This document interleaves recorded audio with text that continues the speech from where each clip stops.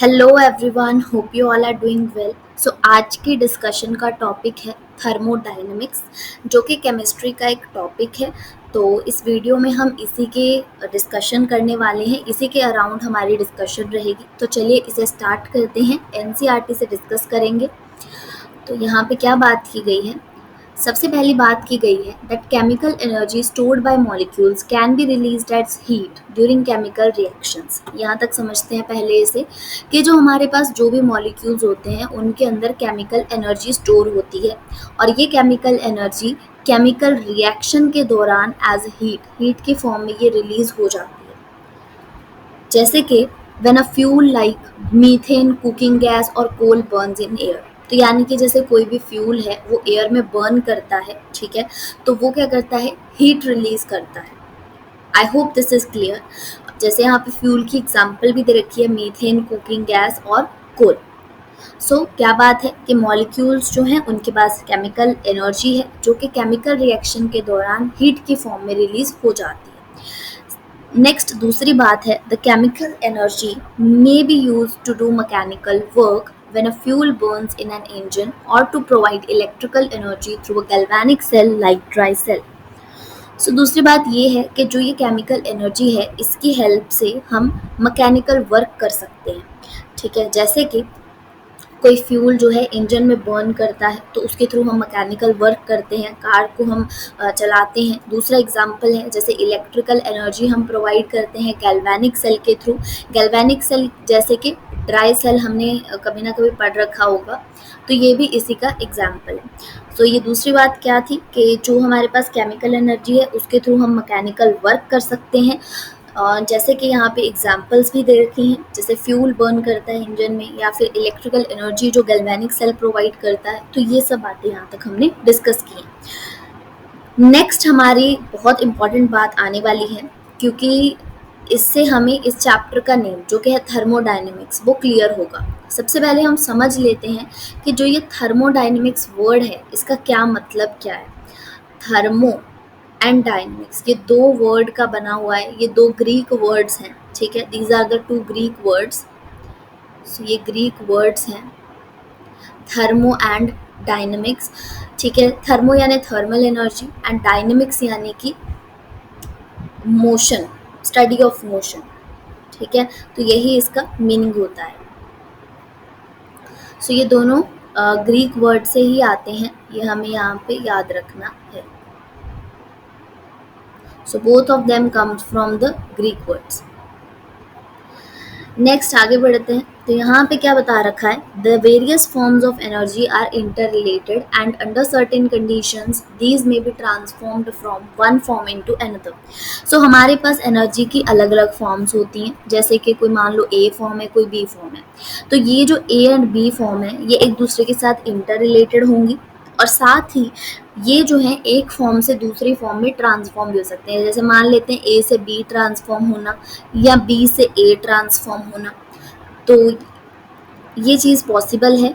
और ये जो स्टडी है एनर्जी ट्रांसफॉर्मेशंस की, यही हमारे पास थर्मोडायनेमिक्स का टॉपिक है। यानी कि the study of these energy transformations form the subject matter of thermodynamics. यानी थर्मोडायनेमिक्स में हम इन्हीं एनर्जी ट्रांसफॉर्मेशन को डिस्कस करते हैं। तो हमने क्या कहा, हमने कहा कि कोई एनर्जी की फॉर्म है ए और कोई एनर्जी की फॉर्म है बी, तो ये दोनों फॉर्म एक दूसरे के साथ इंटर रिलेटेड है, और साथ ही ए बी में ट्रांसफॉर्म हो रहा है या बी ए में ट्रांसफॉर्म हो रहा है।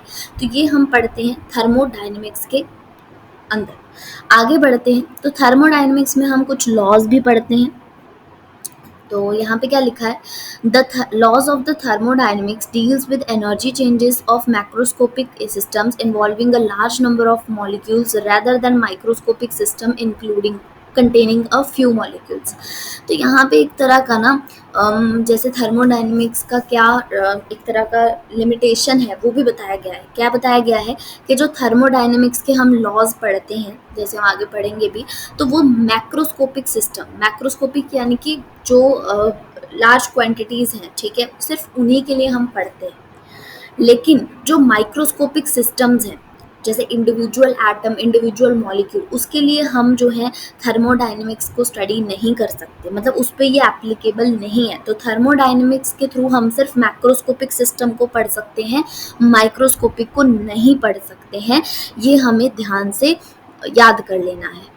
आगे बढ़ते हैं। Thermodynamics is not concerned about how and at what rate these energy transformations are carried out, but is based on initial and final states of a system undergoing the change.